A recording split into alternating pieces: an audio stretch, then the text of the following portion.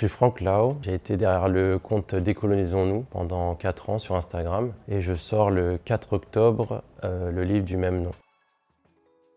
Alors mes motivations premières déjà ont été de partir de mon expérience personnelle pour montrer comment une personne perçue comme asiatique a pu rencontrer le racisme à travers son parcours de l'enfance à l'âge adulte.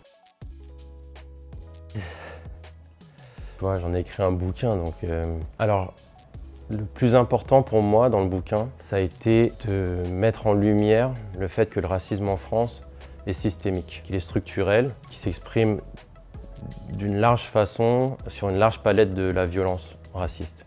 Elle commence par ce qu'on appelle le racisme ordinaire, mais pour moi le racisme ordinaire fait partie intégrante du racisme plus large. C'est juste une expression, une de ces expressions sur l'échelle de la violence. Et du coup, par le bouquin, moi j'ai voulu montrer que le racisme était protéiforme et qui touchait vraiment toute la société dans tous ses aspects et toutes ses interstices.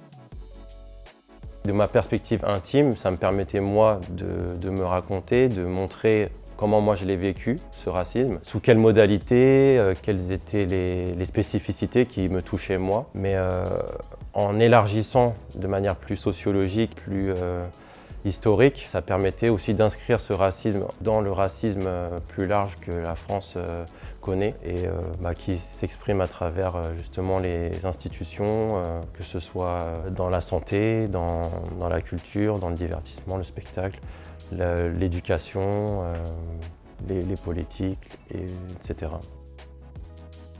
Alors Bruce Lee, pour moi, ça a été une figure de puissance contre l'oppression, comme dans ses films. Là où, par exemple, devant un jardin, on lui refuse l'entrée parce qu'il est chinois et qu'il y a une pancarte où il est marqué « Interdit aux Chinois et aux chiens ». Les chiens et les Chinois ne sont pas admis.